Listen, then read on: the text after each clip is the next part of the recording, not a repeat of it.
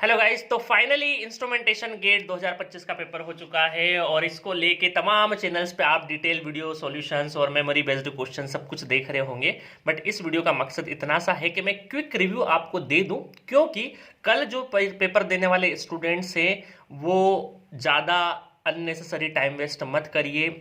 आप बर्डन ही लेंगे उसका, है ना, लोड ही लेंगे, क्योंकि ऐसा क्वेश्चन आएगा या वैसा आएगा। कल आपके लिए एक नया दिन होगा, तो बहुत ज्यादा फॉलोअप मत करिए। इसलिए मैं एक छोटे से वीडियो में आपको पूरे इंस्ट्रूमेंटेशन के पेपर का रिव्यू बता देता हूं। तो पहली चीज तो है कि पेपर मॉडरेट टाइप का था, मतलब इजी की तरफ थोड़ा सा इंक्लिनेशन था। बहुत टफ क्वेश्चंस इक्के दुक्के आपको देखने को मिलेंगे कोर सब्जेक्ट से। कंट्रोल सिस्टम का अच्छा आया है। चलिए मैं वन बाय वन आपको सब्जेक्ट वाइज बता देता हूं फटाफट। तो देखिए, नेटवर्क में सबसे पहले तो एक क्यूरियोसिटी रहती है कि सर एमएसक्यू टाइप के कितने क्वेश्चंस थे। तो मुझे जो इन्फॉर्मेशन मिली उसके हिसाब से 4 एमएसक्यू क्वेश्चंस थे अपने टेक्निकल वाले में, और एक आध एमएसक्यू हो सकता है एप्टीट्यूड में, श्योर नहीं हूं, बट 4 से 5 मेरे ख्याल से 4 ही एमएसक्यू थे। 4 एमएसक्यू क्वेश्चन पकड़िए। इसलिए आप कल के पेपर में भी बहुत ज्यादा एमएसक्यू एक्सपेक्ट करके नहीं जा सकते हैं, बट हाँ देने वाला दे सकता है। बट हाँ, आप ये मान के चलिए 5-7 क्वेश्चन से ऊपर एमएसक्यू नहीं पूछे जाते हैं, मैक्सिमम बोल दिया मैंने, है ना। मिनिमम 3-4 क्वेश्चन आपको देखने को मिलेंगे, तो इसी रेंज में आपको एमएसक्यू देखने का मिलेगा। दूसरा चीज है कि कई बार क्या होता है पेपर में जो पैटर्न है, जैसे एप्टीट्यूड का सेक्शन अलग है 1 से लगा के 15 का, और 1 से लगा के 10 नंबर तक के क्वेश्चंस का, और दूसरा है कि 1 से लगा के फिर 55 तक का टेक्निकल होता है ना। 2 सेक्शन। जिनको नहीं पता है गेट में क्या होता है, कई बार क्या होता है मिक्सिंग हो जाती है, लाइक 1 मार्क्स और 2 मार्क्स के मिक्सिंग कर देते हैं। बट इस बार ऐसा कुछ भी नहीं था, बहुत बढ़िया तरीके से उन्होंने कैटेगरी बना दी थी। पहले तो स्क्रीन पे आपको 2 कैटेगरी देखने को मिलेगी, जनरल एप्टीट्यूड में 10 क्वेश्चन और आपके 55 क्वेश्चन टेक्निकल के। अब 55 टेक्निकल में भी 1 से लगा के सीरियल नंबर 1 से लगा के 25 तक 1 मार्क्स, और 26 से लगा के 55 तक 30 क्वेश्चन आपके 2 मार्क्स वाले। तो कैटेगरी मिक्स नहीं करी, 1 मार्क्स और 2 मार्क्स। तो बार बार आपको ये नहीं करना था कि देखना पड़े कि 2 मार्क्स का कौन सा है, 1 मार्क्स का, बार बार मार्क्स पे आपको नजर नहीं दौड़ानी है, ठीक है। तो एक सहूलियत कर दी। अच्छा, इससे क्या हुआ, जो मेरा 180 मिनट्स को ऐसे मैनेज करना है वो वीडियो जरूर देखिएगा। आपको गेट एग्जाम वैसे ही देना है, उस पैटर्न में भी मैंने यही पैटर्न लेके आपको पूरा डिस्कशन कराया है। अब चलते सब्जेक्ट पे। तो सबसे पहले जो हमारे जो इलेक्ट्रिकल के स्टूडेंट है जिन्होंने इंस्ट्रूमेंटेशन का भी एग्जाम दिया, तो उनको तो क्वेश्चन हालांकि पता चल ही गए होंगे। ऐसे स्टूडेंट जो घर बैठे थे और थोड़ा सा चाहते हैं कि 5-10 मिनट में आपको थोड़ा सा क्विक रिव्यू मिल जाए, तो नेटवर्क थ्योरी से मैं बोलूंगा म्यूचुअल कपलिंग से आपके 2 क्वेश्चंस पूछे गए थे। एक में एक्टिव पावर कुछ निकालना था, दूसरा नेटवर्क का जो टी नेटवर्क बनाते हैं ना, L1 minus M, L2 minus M, और शंट ब्रांच में एम, तो वहाँ म्यूचुअल इंडक्टेंस आपका निगेटिव है था, तो फॉर्मूला चेंज हो जाता है, L1 प्लस एम हो जाता है ना। तो वो वाला क्वेश्चन आया है। तो म्यूचुअल कपलिंग से क्वेश्चन आया। ट्रांजिएंट का बहुत ईजी क्वेश्चन था, एक करंट निकालना था। Admittance RLC circuit, parallel circuit का एक एडमिटेंस वाला क्वेश्चन था। तो इस तरीके से मिला जुला नेटवर्क का ठीक ठाक रहा है। मतलब इस पेपर में को देख के मुझे ऐसा लगा कि ऑलमोस्ट सारे सब्जेक्ट से थोड़े थोड़े क्वेश्चन पूछे। मतलब एक टाइम होता था गेट में कि हम ये बोलते थे कि ये हाईली वेटेज है, ये ज्यादा क्वेश्चन यहां से आएंगे, फिर उससे कम आएंगे, फिर उससे कम आएंगे।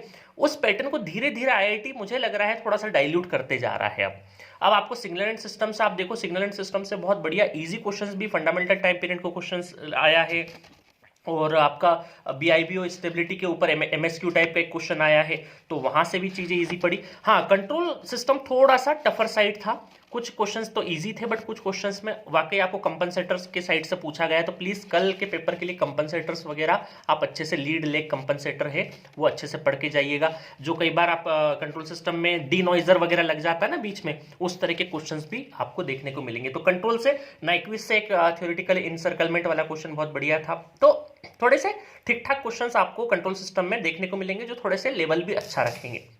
डिजिटल मक्स डीमक्स का एक बहुत इजी क्वेश्चन, बुलियन का इजी क्वेश्चन, 2s कॉम्प्लीमेंट आया हुआ है ना। अब देखिए 1s 2s complement generally electrical के लिए क्या होता है ना कि नंबर सिस्टम और ये बहुत ज्यादा नहीं पूछा जाता है, बट ये कॉम्प्लीमेंट का इंस्ट्रूमेंटेशन के लिए आया, तो थोड़े से कॉम्प्लीमेंट एक बार देख जाना, क्योंकि इजी सा क्वेश्चन आ गया और वो छोड़ेंगे तो फिर कॉम्पिटिशन बहुत पीछे हो जाएंगे। एडीसी डीएससी हालांकि इंस्ट्रूमेंटेशन का तो फेवरेट रहते ही, काउंटर से।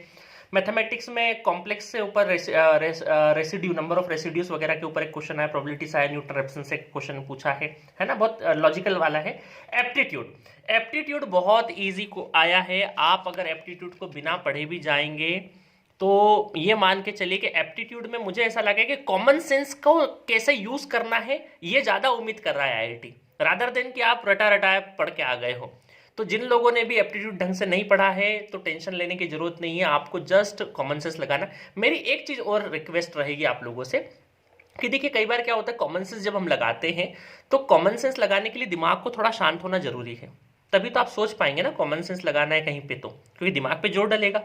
तो एप्टीट्यूड मेरी ऐसी सोच है कि जरूरी नहीं कि आप मुझसे एग्री करें, डिसएग्री भी कर सकते हैं। 2 घंटे के बाद वाले सेशन में एप्टीट्यूड के क्वेश्चंस करें, क्योंकि कई बार शुरुआत में जब हम एप्टीट्यूड पकड़ लेते हैं ना तो थोड़ा सा दिमाग गर्म हो जाता है, क्योंकि हमें आगे जाने की जल्दी रहती है। तो आप 2 घंटे जब बिता लें पूरा का पूरा, उसके बाद एप्टीट्यूड पे थोड़ी सी नजर डालें, ताकि आपको एकदम हड़बड़ाहट नहीं रहेगी, सारा चीज आपकी जो धड़कन भी हो तो एकदम शांत हो चुकी रहेगी। तो तब आप एप्टीट्यूड बनाएंगे तो आपको बहुत सारे कॉमन सेंस बेसिस वाले, जैसे नंबर को मिसमैच कराने वाले क्वेश्चंस थे, जैसे बर्ड वाला नेस्ट वाला क्वेश्चन था, तो उस तरीके से एनालॉजी जो आपकी एबीसीडी वाली जो एनालॉजी होती है उसके ऊपर क्वेश्चंस थे। तो बहुत ही कॉमन सेंस बेसिस पे क्वेश्चन पूछे। मशीन में मुझे एक क्वेश्चन देखने को मिला है जो इंडक्शन मशीन से आया है, वो भी बहुत कॉमन सेंस लगाना था आपको, कि एक रेंज गिवन थी, आप बिना सॉल्व करे भी वो क्वेश्चन कर सकते थे, है ना। और एनालॉग में ओपेम फेवरेट है उनका, आता ही आता है क्वेश्चन, जीना डायोड फेवरेट है, ठीक है। तो यहाँ से क्वेश्चंस देखने को मिलेंगे ही मिलेंगे आपको। बाकी सेंसर्स एंड ट्रांसड्यूसर मेरा कप ऑफ टी है नहीं, तो वो मैंने ज़्यादा उसके बारे में मुझे पता भी नहीं है कि मैं क्या बोलूँ उसमें, है ना। तो ऑलमोस्ट क्वेश्चंस, बहुत सारे क्वेश्चंस, ये मान के चलिए 65 में से ये मान के चलिए कि 25 क्वेश्चन बहुत इजी वाले हैं, 20 से 25 क्वेश्चन बहुत इजी, फिर कुछ 10-15 क्वेश्चन थोड़े से मॉडरेट टाइप के, और फिर 10-15 क्वेश्चन आपको थोड़े से टफर साइड मिलेंगे। तो ये ओवरऑल मिक्स वाला, तो मैं इस पेपर को रेटिंग देने के हिसाब से मैं बोलूँ तो अगर बहुत अच्छी किसी की तैयारी हो, देखिए नॉर्मली इजी या टफ इस बात पे डिपेंड करता है कि आप कितना क्या पढ़ के जा रहे हैं भाई, सीधी सी बात है। बट फिर भी मैं किसको बोलूंगा कि मॉडरेट कैटेगरी का ही था, बहुत ज्यादा मतलब एक होता है ना मॉडरेट यहाँ खड़ा है तो ये हल्का सा इंक्लिनेशन इजी साइड, मतलब इजी टू मॉडरेट वाला है ना, मॉडरेट टू टफर साइड नहीं बोलूंगा इस पेपर को। हालांकि मुझे फ्रेंकली स्पीकिंग कि भाई मुझे सेंसर ट्रांसड्यूसर के, हाँ मेजरमेंट के कुछ ब्रिजेस वगैरह आए वो आसानी से कर दिए होंगे आप लोगों ने। एक मैच द कॉलम टाइप था वो भी बहुत बढ़िया तरीके से कर दिया होगा। तो कई बार ऐसा होता है कि कोर सब्जेक्ट जो सेंसर एंड ट्रांसड्यूसर है उसके कोर क्वेश्चंस का लेवल मुझे नहीं पता है कि क्या है, तो उस बात पे मैं कमेंट नहीं कर सकता, है ना। तो जो कल के पेपर के लिए जितने कॉमन सब्जेक्ट्स थे उनकी मैंने ऊपर ऊपर से इंफॉर्मेशन पूरी की पूरी आपको दे दी है। अब आपको, जैसा कि आज बहुत सारे स्टूडेंट ने फॉलो किया होगा, आपको भी कल वैसे ही करना है।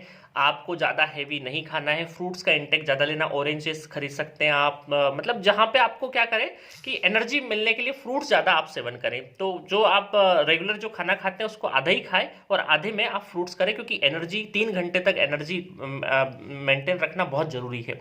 और दूसरा है खुद पे भरोसा रखिए, मशीन हो, पावर सिस्टम हो, पावर इलेक्ट्रॉनिक्स हो, जो आपने पढ़ा एक एक क्वेश्चन अगर वहाँ का टफर भी आएगा तो छोड़ेंगे। और प्लीज़ एक बार और बता दूं मैं, 180 मिनट का स्ट्रेटेजी वाला वीडियो अगर नहीं मिले तो चैट बॉक्स पे डाल दीजिएगा, टीम प्रोवाइड करवा देगी, वो वीडियो देख के जाना, उसी के हिसाब से गेट पेपर को अटेम्प्ट लेना, है ना। एक एक घंटे को 3 हिस्सों में कैसे मैनेज करना है ये सबसे बढ़िया तरीके से मैंने आपको बताया है। 1 लाख 1.5 लाख व्यूज है उस वीडियो पे, बहुत लोगों को हेल्प हुई, वो ट्राइड एंड टेस्टेड मेथड है, तो उससे जाइएगा। बाकी मेरी शुभकामनाएं आपके साथ में, जो आपने पढ़ा है वही आएगा, है ना, वही आना भी चाहिए, ऐसा ही सोच के।